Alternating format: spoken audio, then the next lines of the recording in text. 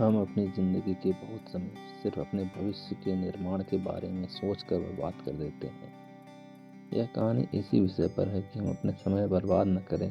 23 वर्षीय एक लड़का जिसका नाम रमन है, वो मस्ती से खेलते हुए मैदान की तरफ जा रहा था और मन ही मन सोच रहा था, बस पिताजी मान जाए, फिर मैं शहर जाऊंगा और अपना काम शुरू कर दूंगा और खूब सारा पैसा कमाऊंगा।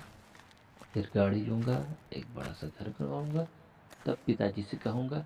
रमन के दिमाग में यह सब चल रहा था कि अचानक से मैदान में तेज गति से बिजली गिरती है। बिजली के साथ साथ दो प्रहरी मैदान पर आ गिरते हैं। अचानक गिरने की वजह से रमन हैरान और डर जाता है। रमन डर के छुपने लगता है कि तभी फिर धमाका होता है और दोनों प्रहरी गायब हो जाते हैं। लेकिन कुछ सामान मैदान में गिर जाता है। रमन दौड़ते हुए जाता है और नीचे देखता है। जिस जगह पर प्रहरी गिरे थे उस जगह की घास जल गई है और नीचे एक स्टील का आधुनिक डिब्बा गिरा हुआ है। देखने में बहुत ही अजीब लग रहा था ये, बहुत ही चमक रहा था ये। रमन डरते हुए वह डब्बा उठाता है और डरते हुए खोलता है। उसमें एक कलाई खड़ी होती है। रमन हैरान होकर बोलता है, ये क्या है ये घड़ी? यह घड़ी कहीं फिल्मों की तरह कोई मिस्टर इंडिया घड़ी तो नहीं? लगाकर चेक करता हूँ। रमन घड़ी अपने कलाई में लगाता है और उसके ऊपर एक बटन होता है, उसे दबा देता है। घड़ी ऑन हो जाती है। घड़ी से 4 नुकीली सुई निकलती है और रमन की कलाई में सुई घुस जाती है। रमन उस दर्द से चीख उठता है। घड़ी ऑन होती है और स्कैनिंग करने लगती है। घड़ी स्कैन करके रमन के बारे में डिटेल्स इकट्ठा करती है। स्कैन करने के बाद रोबोट की आवाज़ में घड़ी बोलने लगती है। Hi, I am Kizzy. I am successfully activated. Your blood group is A positive. Your height is 5 foot 11 inch. Your weight is 71 kg in earth. And what's your name? Raman घबराते हुए अपना नाम बताता है। रमन रमन नाम है मेरा। Welcome, Raman. Please wait.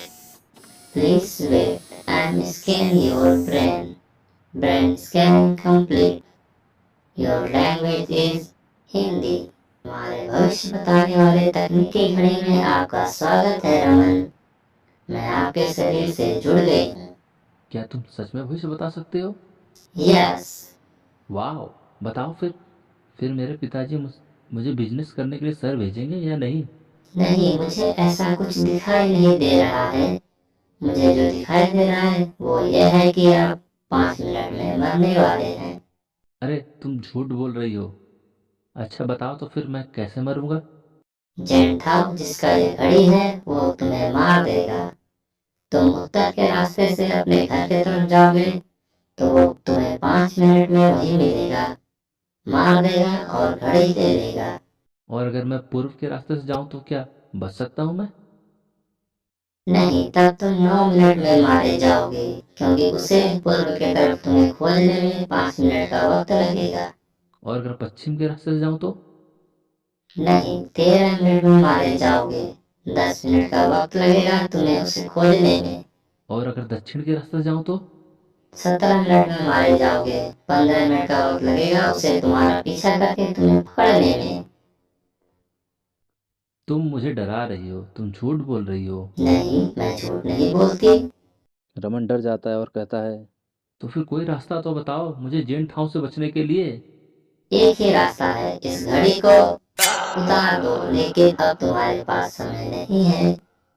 अचानक रमन पर प्रहरी पीछे से हमला कर देता है और नुकीली हथियार से उसके पीठ में हमला कर देता है और वो नुकीली हथियार रमन के पीठ में घुसाकर हवा में उठा देता है। 20 सेकंड में तुम्हारा दिल धड़कना बंद हो जाएगा और चारा खून बहने की वजह से तुम मारे जाओगे। तुम मर गए हो। System deactivated. घड़ी बंद हो जाती है। जेंट थाव रमन के हाथ से घड़ी निकालता है और कहता है, बेवकूफ इंसान भविष्य के बारे में सोचता रहता है, करता कुछ नहीं है। इनको पता नहीं कि भविष्य को बदलने के लिए वर्तमान में कर्म करना पड़ता है। अगर सोचते ही रहोगे तो भविष्य से भूत का बन जाओगे, पता नहीं चलेगा।